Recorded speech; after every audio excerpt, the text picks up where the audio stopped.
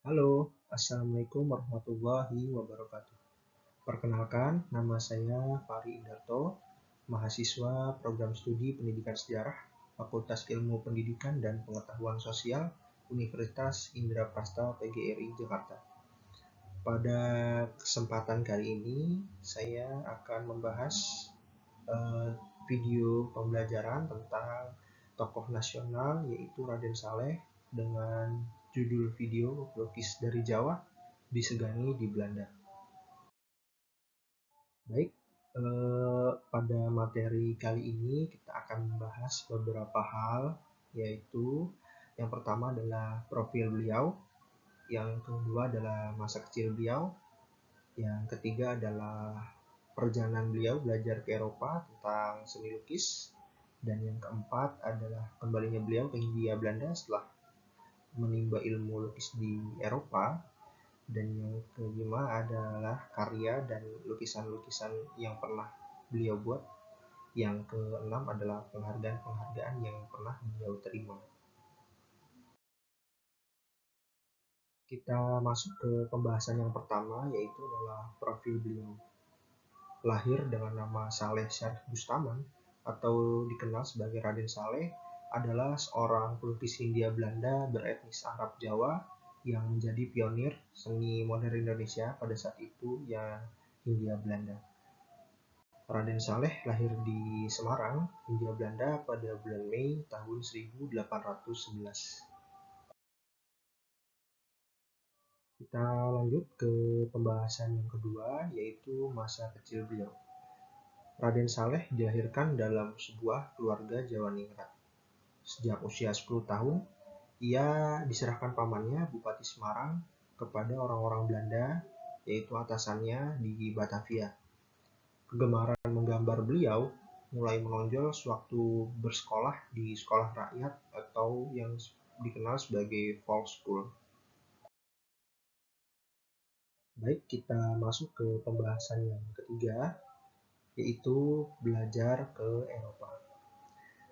Keramahan dalam bergaul memudahkan beliau masuk ke lingkungan orang-orang Belanda dan lembaga-lembaga elit Hindia Belanda.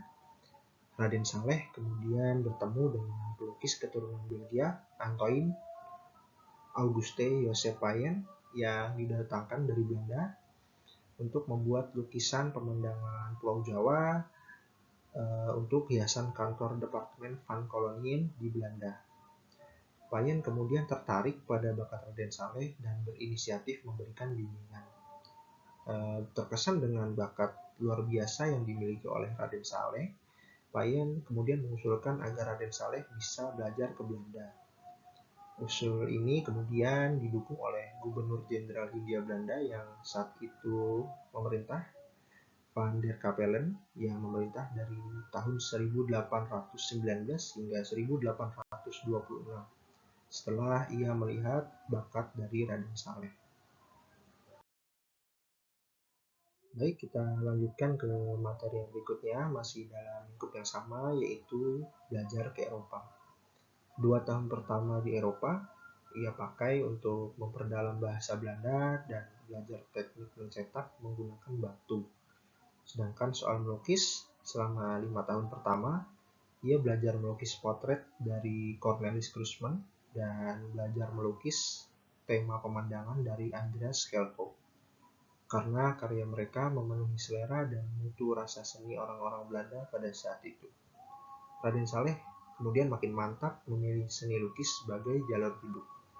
Ia kemudian mulai dikenal, malah berkesempatan berpameran di Den Haag dan Amsterdam.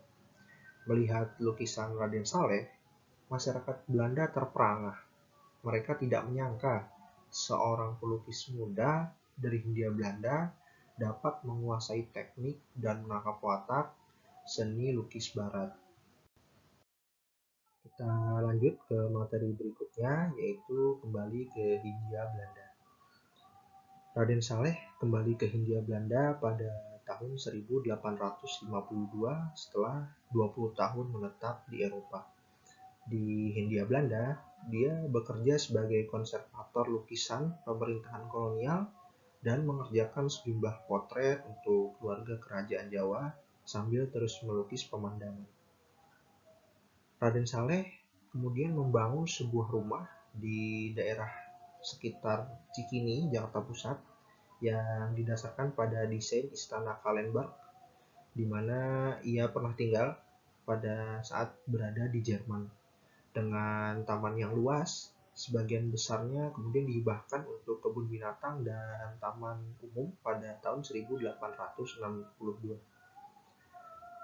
Kemudian berselang waktu yang lama, pada tahun 1960, Taman Ismail Marzuki dibangun di bekas taman tersebut. Dan rumah beliau pada saat ini masih berdiri sekarang sebagai Rumah Sakit PGI Cikini, Jakarta Pusat. Setelah kita membahas materi tentang profil beliau, masa kecil beliau, perjalanan beliau ke Eropa untuk menimba ilmu lukis, serta kembalinya beliau ke Hindia Belanda. Kemudian ini kita akan membahas tentang galeri dari karya dan lukisan yang pernah beliau buat. Yang pertama ini adalah lukisan penangkapan Pangeran Diponegoro. Lukisan ini beliau buat pada tahun 1857. Kemudian secara pribadi ia menyerahkan lukisan ini kepada Raja William III dari Belanda. Pada tahun berikutnya, lukisan ini kemudian disimpan di Istana Hetlo, Den Haag, Belanda. Dan selang waktu yang lama, pada tahun 1978, saat Indonesia sudah merdeka, lukisan ini kemudian disumbangkan dari pemerintah Belanda kepada pemerintah Indonesia.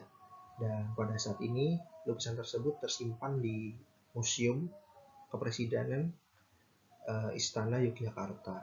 Dan di sebelahnya ini adalah lukisan stasiun Pos Jawa yang beliau buat pada tahun 1876.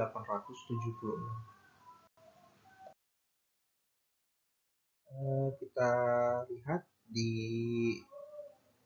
slide berikutnya, yaitu masih di dalam pembahasan galeri karya dan lukisan yang pernah Raden Saleh buat. Yang pertama di sini adalah lukisan potret dari Herman Willem Daendels yang dibuat pada tahun 1838.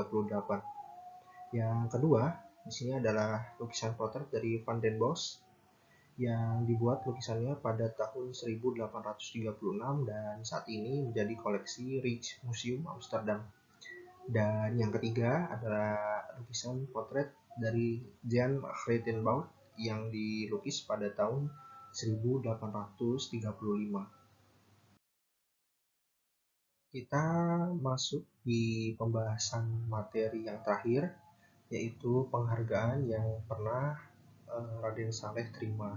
Yang pertama di sini adalah penghargaan Ridder der Orde van de Eikenkun atau REK. Penghargaan yang didirikan oleh Adipati Agung Willem Frederik George Lodewijk atau Raja Willem II dari Belanda. Yang kedua di sini adalah Commander met de Ster der Frans Joseph Orde atau CFG. Penghargaan yang didirikan oleh Kaisar Franz Joseph I dari Austria. Yang ketiga adalah penghargaan Ridder van de Witte-Valk atau RWV, yakni penghargaan yang didirikan oleh Adipati Ernst August I dari Saxe-Weimar-Eisenach.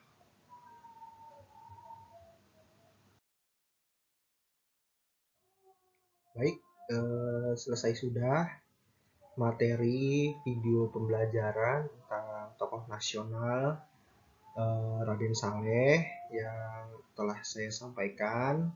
Semoga materi ini bermanfaat untuk Anda, dan jangan lupa untuk tekan tombol like, share, dan subscribe. Terima kasih. Wassalamualaikum warahmatullahi wabarakatuh.